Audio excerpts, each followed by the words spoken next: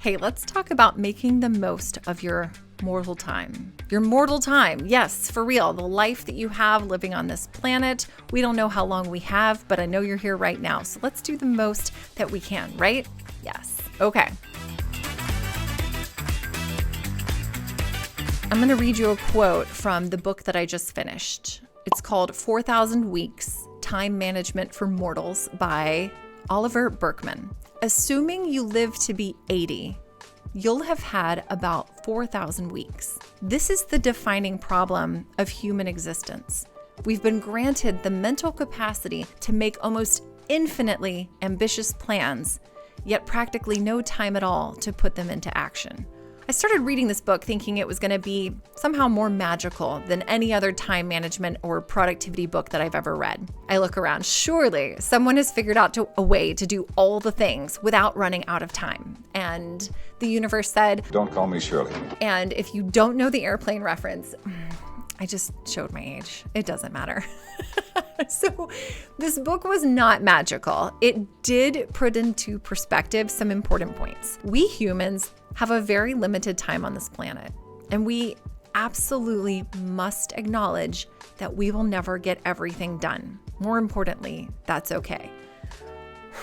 As someone who is both an overachiever and a very anxious productivity person, it's a stab to the heart. It's hard to feel okay with knowing I'm never going to get it all done. The expectation that's actually not okay is that we somehow are magical individuals who will get more done than any human ever has. We fall into this trap of thinking that we must control our time. We think we must master it to succeed and feel calm and in control of our lives. Have you noticed that the more you try to control your time, the less in control of it you feel? Subconsciously, staying busy and spreading ourselves thin actually numb the pain. It distracts from the knowledge that we have so little time on this planet. The more we try to fit everything in, the more our lives become unfulfilling. Productivity isn't futile, but trading our souls for the sake of it is.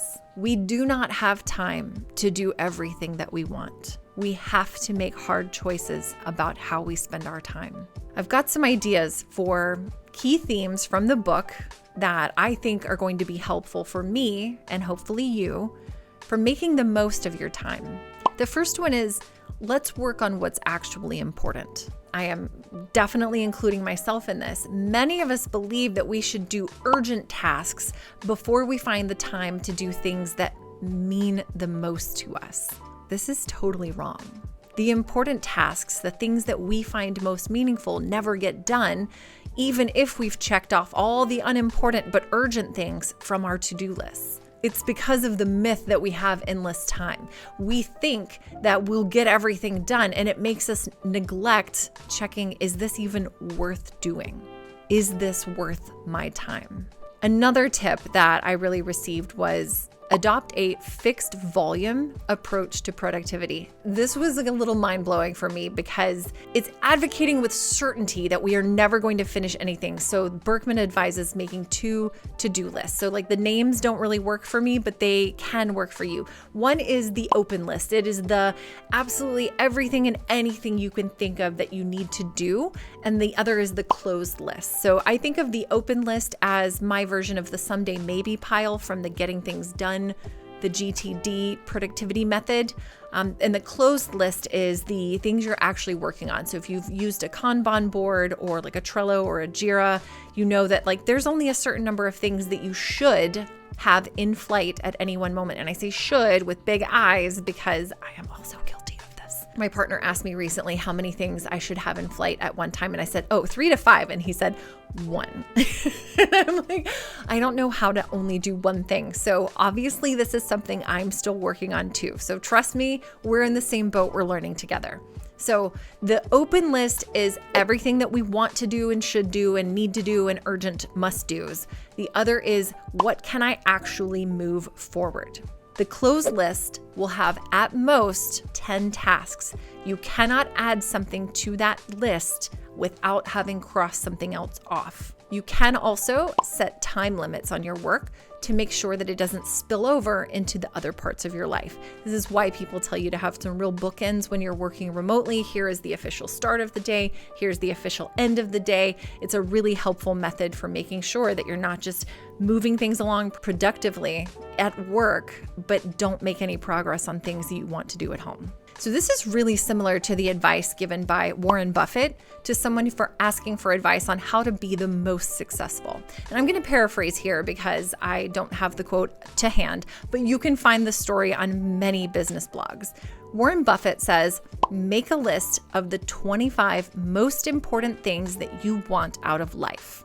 Then put them in order of importance. Most important is number 1, and least important is number 25. Those things in the top 5 are the things that you should focus your energy on. You might be wondering what to do with the items in the bottom 20. According to Warren Buffett, the answer is let it go. Let it go. No, let them go. Ruthlessly prioritize your time to focus on the things that you want to succeed on and let go of the rest. As an overachiever, it's hard. But Warren Buffett's done some pretty good stuff, and him and Charlie Munger have some pretty good ideas for how to live and be successful. So let's take that, right? Or as my granddad would say, you can't ride 2 horses at one time. You only got one butt. And I say that a lot. Here's another tip that I found to be extremely useful and freeing emotionally. Decide in advance what you're going to fail at. What? Wait a minute. I have to admit that I'm going to fail at something and then decide what to do? Yes. That's bananas. That goes contrary to anything you've already heard about how to be successful. But there is a limited amount of time and energy that we have. So there are some things that are just going to fall by the wayside. I am a standard overachiever. I fervently believe that if I work hard enough and fast enough, I will be able to do everything that I set my mind to. And then the ADHD kicks in. And then I beat myself up mentally because I didn't somehow cram 40 hours of work into a 24-hour period. You would look at someone else, you would look at me and tell me that that's unreasonable, right? I bet you do that sometimes to yourself too. We lack the sheer amount of time that it takes to excel in all areas of life. Accepting that you will never have a tidy home may free you up to focus more on the projects that you love. Deciding that you will fail at housekeeping means you don't guilt trip yourself about it. What? I also have to let go of guilt tripping myself? Yes, I do. Giving yourself permission to fail temporarily in one area of your life gives you the opportunity to focus on another. You do not need to be perfect. Here's another tip. Focus on what you've already completed, not just on what is left to complete. This goes in hand with a few other positivity practices that I have. But most importantly, it's not just looking at how far you still have to go in the marathon, but recognizing I've already made it 21 miles and that's amazing. I don't know how long a marathon is. I think it's 26. I just read halfway through that analogy. I'm ruining it. Keeping a done list will counter the negativity that you inevitably face when there are still items that will pile up on your to-do list. Let's be real. My to-do list grows by the day, and yet I am still banging away, knocking stuff off my list. So it's really important to keep track of that done list, especially if you struggle with ADHD and or autism or any other neurodivergent tendency that can take you away from the positivity of accomplishment or even taking action to start with. So when I do something that was not on my to-do list, but that actually needed to get done, I add it to my to-do list and then I cross it off because it feels so good to cross it off. I used to think this was cheating, but it's not. In fact, make a list right now. What have you done today? Did you get up? Did you make your bed? Did you brush your teeth? Did you take a shower? Did you dry your hair? Did you get dressed in professional-ish clothing? Did you make yourself breakfast? Did you make yourself coffee? Write those down. Celebrate that. You have accomplished things. Don't think of it as, what have I accomplished? Because it feels like setting the bar a little bit too high. What did you get done today? Showering, brushing your teeth, taking a 10-minute walk, all count. Something that feels more aligned with my positivity practices and still in the productivity practices is cultivating instantaneous generosity of time and spirit. If you think of something that needs to be done and it will likely take less than 5 minutes to complete, go ahead and do it. then cross it off your list. It will be doubly rewarding if it's something kind or generous. You have the benefit of both getting something done, but also sharing a little bit of love and joy and positivity in the process. Don't put off thanking a colleague or otherwise making someone's day. Especially don't do that to focus on controlling your schedule.